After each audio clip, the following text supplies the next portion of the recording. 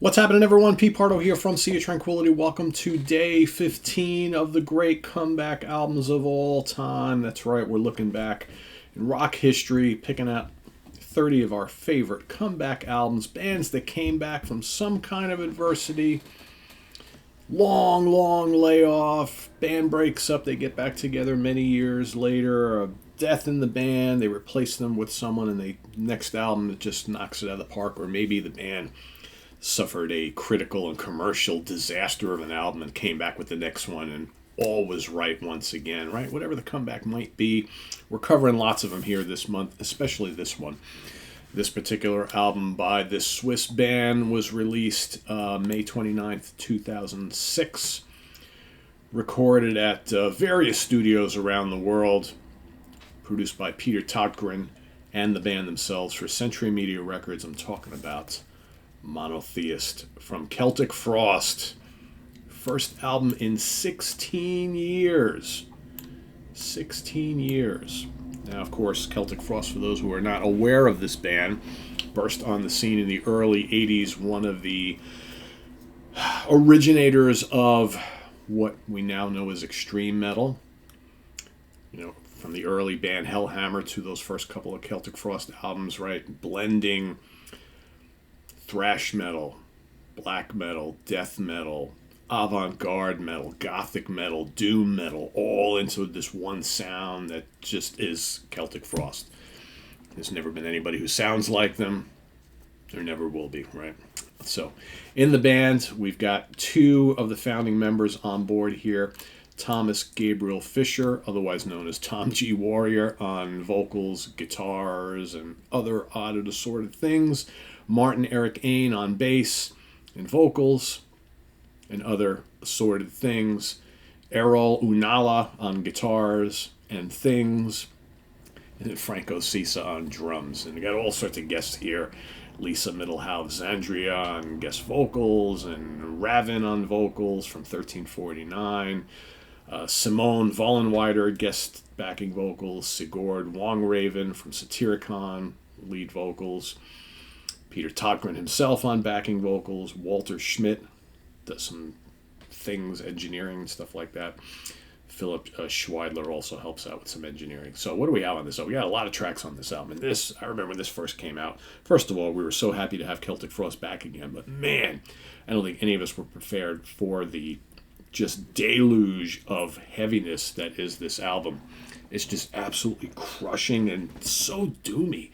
It's like this doomy gothic avant-garde slab of metal, right? It's just all the everything we remember from the early days of Celtic Frost, those fast passages and just the raw brutality of it all, slowed down tremendously. The guitar tones just kicked up a notch, and man, some agonizing vocals from Tom and Martin on this album. Just crazy stuff. Progeny opens it up. What a killer song. Ground, the dying god coming into human flesh. Another one. Drown in Ashes. Aza Bismi Vel Dath. Great. Temple of Depression. Obscured. Incantation Against You. All right, but that was on only, I think, Parts of the World had that on their album. It's not on the one that I have here. But then you got a Domain of Decay. All right, and then Ein Olahim, I'm probably pronouncing half this stuff incorrectly. And then, of course, you got the triptych,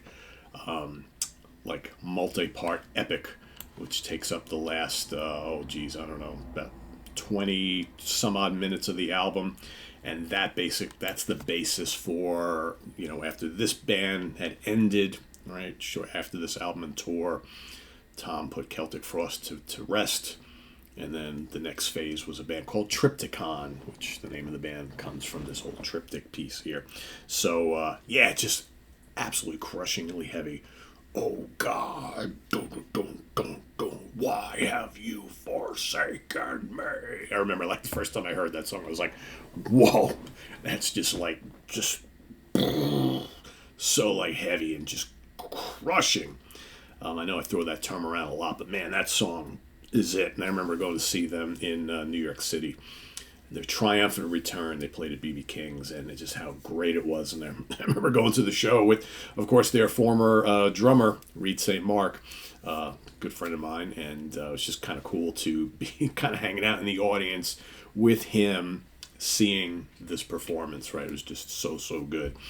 And I know, like, some of the folks on the Hudson Valley Squares went down to Texas to a festival last year and saw Triptychon play like a whole set of Celtic Frost classics. That must have been amazing to see. But yeah, just, I have such history with this band, and this was just such a cool album to come out. It's so sad, it's sad that there was only going to be one, but it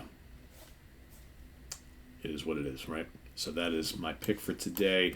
I don't believe, we do have some charts. Wow. France, 194. Germany, 67. And Switzerland, number 41. All right? So, yeah, and no certifications for something like this, but it's just more, it's more notable for the coolness factor than anything else. So that was my pick for today. Monotheist from Celtic Frost. Let us know what you think of this down in the comments below, as well as your pick for today, your comeback album of today, and we'll see you back here once again tomorrow. Visit us on the web at www.seaoftranquility.org. We're on Facebook, we're on YouTube all together all the damn time. I just realized I'm wearing this Thor shirt today. I think this album hits you like Thor's hammer. That's how freaking heavy it is.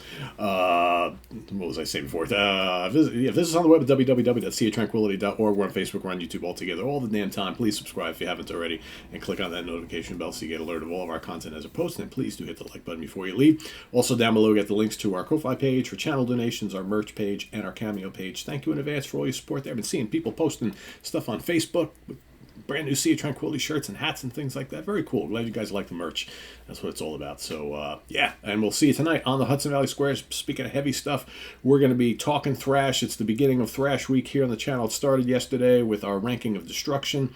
Today on the Squares, we're going to be looking at two areas of the universe that in the mid-'80s were riding high with thrash metal. California and Germany. We're going to be putting Slayer, Megadeth, Metallica, and Testament up against Creator, Destruction, Sodom, and Tankard. Talking about who did it better back then, who's doing it better now, and just our overall general impressions of these behemoth areas of thrash metal. California and Germany. That's coming up tonight on the Squares. Don't miss it. We've also got more thrash happening this week, so stay tuned for all of that. Until then, I'm Pete Pardo. Thanks for watching, everybody. Bye-bye.